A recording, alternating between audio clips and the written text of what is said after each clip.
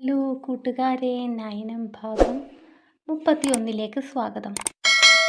നയന, കുളിർക്കാറ്റിൻ തലോടൽ പോലെയൊരു അനുഭൂതി അവളിൽ നിറഞ്ഞു. തനിക്കായി പിറന്നവൻ ഇനി ഒരു ആയുസ് മുഴുവൻ അവനിലേക്ക് ചേരാൻ ബാക്കി. മറുപടിയായി ഒന്ന് മൂളാനേ കഴിഞ്ഞുള്ളൂ. വീട്ടുകാരെ കിട്ടിയപ്പോൾ എന്നെ വേണ്ട അല്ലേ? എൻ്റെ ഫോണൊന്ന് എടുക്കാൻ പോലും നിനക്ക് സമയമില്ല. അവന് പരിഭവം കാണിക്കാൻ അവളല്ലേ ഉള്ളൂ. പിണക്കവും പരിഭവവും പിന്നെയും അവനെക്കൊണ്ട് എന്തൊക്കെയോ പറയിപ്പിച്ചു. കയ്യിൽ കിട്ടിയ മദ്യക്കുപ്പി വായുടെ അടുത്തേക്കൊന്ന് അടുപ്പിക്കാൻ കഴിയാതെ അർജുൻ നിന്നു. എന്നോട് ദേഷ്യമാ? ആ ചോദ്യത്തിൽ അവനോടുള്ള സ്നേഹം തുളുമ്പി നിന്നു. മറന്നിട്ടില്ല ഞാൻ. മറക്കുമോ ഞാൻ? എൻ്റെ ഓരോ ശ്വാസത്തിലും നിങ്ങളല്ലേ. മറക്കാൻ കഴിയാത്ത അത്ര ഓർമ്മകൾ എന്നിലും എനിക്ക് ചുറ്റും നിങ്ങൾ തന്നില്ലേ. അത്രമേൽ പ്രണയാർദ്രമായ വാക്കുകൾ അവളിൽ നിന്നും അടർന്നു വീണു. അവൻ്റെ ഹൃദയം ഇളകുന്നു. ആ ദേഹത്തിലെ രോമകൂപങ്ങളെ ത്രസിപ്പിക്കുന്നു. എനിക്ക് നിന്നെ കാണണം നയന. ആ ഫോണിൻ്റെ അകത്തു നിന്ന് വരുന്ന വാക്കുകൾ കേട്ട് അവൾ പതറി. കാണാലോ, 2 ദിവസം കഴിഞ്ഞാൽ നമ്മൾ തിരിച്ചു പോകുമല്ലോ. അവൾ ഒരു കൊച്ചു കുഞ്ഞിനോടെന്ന പോൽ അവനെ ആശ്വസിപ്പിച്ചു.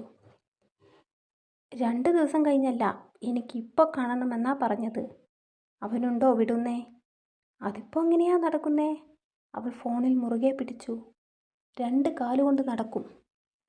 അർജുൻ്റെ സ്വരമൊക്കെ മാറിയിട്ടുണ്ട്. കാണണമെന്ന് പറഞ്ഞപ്പോൾ എനിക്കും കാണാൻ കൊതിയാകുന്നു എന്നവൾ പറയുമെന്നാണ് അവൻ പ്രതീക്ഷിച്ചത്.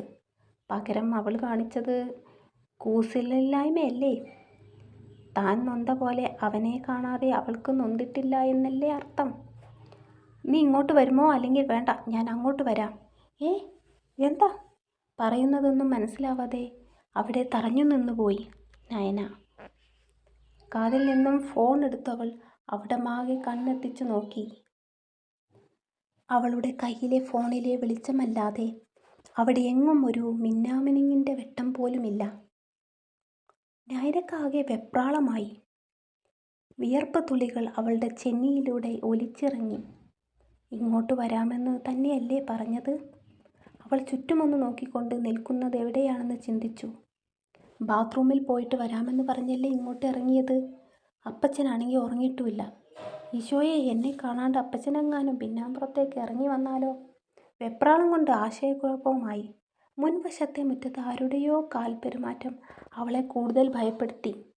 വിറച്ചാണെങ്കിലും അവൾ ഫോണിൻ്റെ ടോർച്ച് ഓണാക്കി നേരെ നീട്ടി. ആ അരണ്ട വെളിച്ചത്തിൽ അവൾ കണ്ടു തൻ്റെ പ്രിയപ്പെട്ടവനെ. നയനയുടെ അധരങ്ങൾ പിണഞ്ഞു. അവൻ മുന്നോട്ട് വരുന്നതിന് മുമ്പേ അവൾ ഓടിപ്പോയവൻ്റെ നെഞ്ചിലേക്ക് വീണു. അർജുൻ ആ മുഖം ഇരു കൈക്കുമ്പിളിലെടുത്ത് മുഖമാകെ ചുംബിച്ചു തുടങ്ങി. ചുംബിച്ചിടത്ത് തന്നെ ചുംബിച്ചു തീർത്തിട്ടും അവന് മതി വന്നില്ല. ഈ നേരം പുലരും വരെ ഇങ്ങനെ നിന്നാലും വേണ്ടില്ല. അവൻ്റെ ആഗ്രഹം നിറവേറണമെന്ന ഉറപ്പിൽ നയന ഉറച്ച ശില്പം പോലെ അങ്ങനെ നിന്നു. അവൻ്റെ കണ്ണുനീർ ആ ഇരുട്ടിൽ തിളങ്ങി. നയന! അർജുൻ വിളിച്ചതും നയന അവൻ്റെ ചുണ്ടിന് മേൽ വിരലമർത്തി. അപ്പച്ചൻ ഉറങ്ങിയിട്ടില്ല. അവൾ അവൻ്റെ കാതോരം അടക്കം പറഞ്ഞു. എങ്കിൽ വിളി, പരിചയപ്പെട്ടേക്കാം. അവൻ അല്പം ശബ്ദത്തിൽ പറഞ്ഞതും അവൾ കണ്ണുകൾ ഉയർത്തി അവനെ ദേഷ്യത്തോടെ നോക്കി. നയന, നീ ഇല്ലാതെ എനിക്ക് പറ്റുന്നില്ലടി. കണ്ടിട്ട് കുറച്ച് നേരമേ ആകുന്നുള്ളൂ എങ്കിലും എൻ്റെ മനസ്സ് പതറുന്നു. ഒന്നിനും വയ്യാതെ ദേഹം തളരുന്ന പോലെ. നീ എന്നെ സ്നേഹിക്കില്ലേ? അതോ ഇട്ടേച്ച് പോകുമോ? നയന, എനിക്ക് വയ്യ ഇങ്ങനെ ജീവിക്കാൻ. കരച്ചിലമർത്തി പറയുന്നവൻ്റെ മുഖത്തേക്ക് ഉറ്റുനോക്കിക്കൊണ്ട് അവൾ അവൻ്റെ കൈ പിടിച്ച് മുന്നോട്ട് നടന്നു. അമ്മച്ചി അലക്കുന്ന കല്ലിന് മുൻപിലൂടെ അവൾ നടന്നു. അവൻ്റെ കൈത്തണ്ടയിൽ പിടിമുറുക്കിയതും മറുകൈ കൊണ്ട് ഫോണിൻ്റെ ടോർച്ച് ഉയർത്തിപ്പിടിച്ചും നയന സധൈര്യം നടന്നു. മൺകൂനയിൽ അമർന്നു പോയ കല്ലുകൾ ചവിട്ടി പിന്നെ കുറേ താഴേക്കിറങ്ങി. ഇപ്പം എവിടെ നിന്നോ വെള്ളമൊഴുകുന്ന ശബ്ദം കേൾക്കാം. മുന്നോട്ട് പോകെ ആ ശബ്ദം അടുത്തേക്ക് വരുന്നു. ആ ഫോൺ വെളിച്ചം മുന്നിലേക്ക് അടിച്ചുകൊണ്ട് അവൾ ആ മനോഹര ദൃശ്യം അവന് കാണിച്ചു കൊടുത്തു. ഉയർന്ന മതിൽ പോലെ വിരിച്ചു നിൽക്കുന്ന വലിയ പാറയുടെ മുകളിൽ നിന്ന് വെള്ളം ഒഴുകി വരുന്നു. അതൊരു വലിയ ചോലയായി താഴെ പരിണമിച്ചിട്ടുണ്ട്. താഴെയുള്ള ചോലയിൽ കണ്ണാടി പോലെ തെളിഞ്ഞ വെള്ളമാണ്. ആ ടോർച്ചിൻ്റെ വെട്ടം നൽകുന്ന കാഴ്ചയിൽ അർജുൻ നോക്കി നിന്നു. അവർക്കരികിൽ നിറയെ ചെറുപാറ കഷ്ണങ്ങളും നീണ്ട പാറയുമുണ്ട്. നയന അവനെ ചേർത്തു പിടിച്ചു നെഞ്ചിലേക്ക് ചായ്ഞ്ഞു. എന്തൊക്കെയാ നേരത്തെ പറഞ്ഞത്? അർജുനേട്ടന് വട്ടുപിടിച്ചോ? അവൻ്റെ നെഞ്ചിൽ വിരൽ കൊണ്ട് ചിത്രം വരച്ചവൾ. വട്ടുപിടിക്കും ഇങ്ങനെ പോയാൽ. നീ ഇല്ലാതെ എനിക്കാവില്ല പെണ്ണേ. വാ നമുക്ക് പോകാം. അർജുൻ അവളുടെ തോളിൽ പിടിച്ചു നെഞ്ചിൽ നിന്ന് എഴുന്നേൽപ്പിച്ചു. പോവാനോ? എങ്ങോട്ട്? ഞാനിവിടെ ലാവിഷായി താമസിക്കുന്ന ലോഡ്ജിലേക്ക്. എൻ്റെ കൂടെ വാ നയന. നേരം പുലരും മുമ്പ്, ആദ്യത്തെ കുരുവി കരയും മുമ്പേ ഞാൻ നിന്നെ തിരിച്ച് വീട്ടിലെത്തിച്ചു തരാം. ഇവിടെ നിന്ന് അധികം ദൂരമൊന്നുമില്ല. ഈ നാട്ടിലൊരു ചേട്ടനെ പരിചയപ്പെട്ടു. അങ്ങേര് വഴിയാ ആ കാട്ടിനുള്ളിലൊരു ലോഡ്ജ് ഉണ്ടെന്നറിഞ്ഞത്. അർജുൻ തോളിൽ വെച്ച കൈകൾ ചുംബനം കൊണ്ട് മൂടുന്നവൾ അവസാനം അവൻ പറഞ്ഞത് കേട്ട് നിശ്ചലമായി. ചുണ്ടിലേക്ക് ചേർത്ത് വെച്ച അവൻ്റെ കൈയെടുക്കാൻ മറന്നുകൊണ്ട് അങ്ങനെ നിന്നു. എന്താ? ചേട്ടനോ? ഏത് ചേട്ടൻ? അവളുടെ മനസ്സിൽ സംശയങ്ങൾ കുടുങ്ങി. അതൊന്നും എനിക്കറിഞ്ഞൂടാ. പൈസ കൊടുക്കുന്നതിനനുസരിച്ച് ആത്മാർത്ഥത കൂടുന്നൊരു മനുഷ്യൻ. കൊള്ളാം, നല്ല മനുഷ്യൻ. അർജുൻ ഊറി ചിരിച്ചു. പേര് ചോദിച്ചില്ലേ? നയന സ്തംഭിച്ചു നിൽക്കുകയാണ്. പേരെന്തോ ജെയിംസെന്നോ ലൂയിസെന്നോ? അർജുൻ വിരൽ കൊണ്ട് നെറ്റി തടവി. തോമസ് എന്നാണോ? നയന ഒറ്റപ്പുരികം ഉയർത്തി ചോദിച്ചതും ആ അതെ എന്നും പറഞ്ഞു കൊണ്ടവൻ അതിശയിച്ചു നിന്നു. പേര് ചോദിച്ചിട്ട് അത് കേട്ട എന്നേക്കാൾ ആ സീനിൽ ഇല്ലാത്ത നിനക്കാണല്ലോ ഓർമ്മശക്തി. നയന ആ നേരം കൊണ്ട് ഫോണിലെ ഗാലറി തപ്പുകയാണ്. ഏതോ ഒരു വർഷത്തെ ക്രിസ്മസിന് തോമസ് ഇളയപ്പ സാന്തയായിട്ട് വേഷമിട്ടിരുന്നു. ആ വലിയ വയറിൽ കെട്ടിപ്പിടിച്ച് താനും കുഞ്ഞുമോളും നിൽക്കുന്ന ഫോട്ടോ അവൾക്ക് ഓർമ്മ വന്നു. അതിൽ തൊപ്പിയും മുഖമുടിയും ധരിക്കാത്ത ഫോട്ടോയുണ്ട്. അതാണ് ഈ തപ്പിക്കൊണ്ട് നിൽക്കുന്നത്. എന്നെ ഈ ഇരുട്ടിൽ നിർത്തിയിട്ട് നീ എന്താ ഈ തപ്പുന്നേ? ഇങ്ങോട്ട് നിന്നേ, ഞാനൊന്ന് തപ്പട്ടെ. അർജുൻ അവളുടെ ഇടുപ്പിൽ കൈ പരതിയതും അവളത് തട്ടിമാറ്റി. ഇതാണോ അർജുനേട്ടൻ പറഞ്ഞ ആള്? കൈ നീട്ടിപ്പിടിച്ച് ഫോൺ ഉയർത്തി കാണിച്ചുകൊണ്ട് നയന തിരക്കി. ആ ഇയാൾ തന്നെ, അയാൾ. അർജുൻ ഞെട്ടലോടെ അവളുടെ കയ്യിൽ നിന്ന് ആ ഫോൺ വാങ്ങി. സാന്താക്ലോസ് അപ്പൂപ്പൻ്റെ വേഷത്തിൽ നിൽക്കുന്ന തോമസ്. ആ ഇങ്ങേര് നിൻ്റെ ആരാ? അവൻ ഫോട്ടോയിൽ തൊട്ടരികിലായി നിൽക്കുന്ന നയനയെയും കുഞ്ഞുമോളെയും നോക്കിക്കൊണ്ട് ചിരിച്ചു. അപ്പച്ചൻ്റെ അനിയനാ. നയനയും അവനോട് ചേർന്ന് നിന്ന് ആ ചിത്രത്തിലേക്ക് നോക്കി. ആ സ്വഭാവം കണ്ടപ്പോഴേ തോന്നി ഏതോ നല്ല കുടുംബത്തിൽ പിറന്ന ആളാണെന്ന്. എന്തായാലും ഒരാളെ പരിചയപ്പെട്ട് കിട്ടി. അർജുൻ അതും പറഞ്ഞുകൊണ്ട് പൊട്ടിച്ചിരിച്ചു. കളിയാക്കിയതാണോ?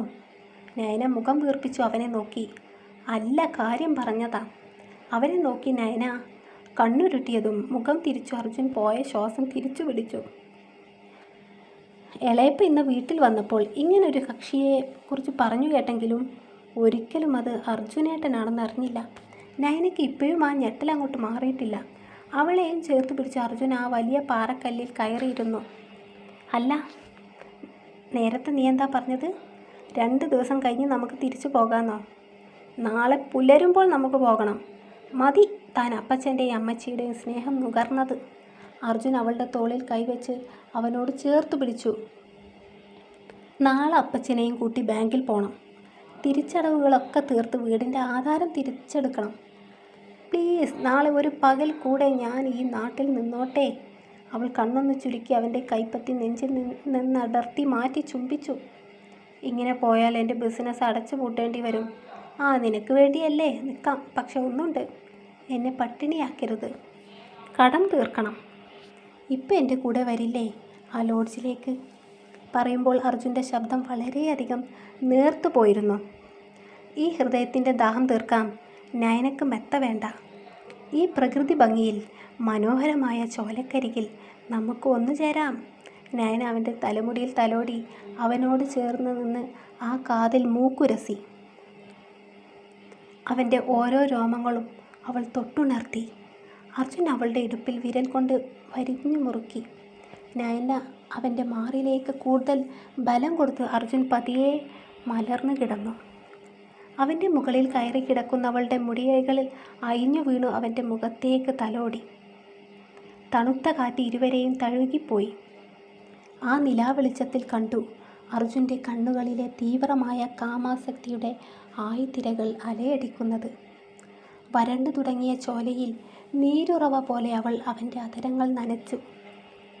അവളുടെ വായിലേക്ക് ആ നറുചൊടികൾ ചേർത്തു നുകർന്നു. അർജുൻ ആ പെൺപ്രവൃത്തിയിൽ കണ്ണുകൾ കൂമ്പി അടച്ചു. നയന അവൻ്റെ കഴുത്തിലേക്ക് മുഖം പൂഴ്ത്തി അവനെ ഇക്കിളി കൂട്ടി.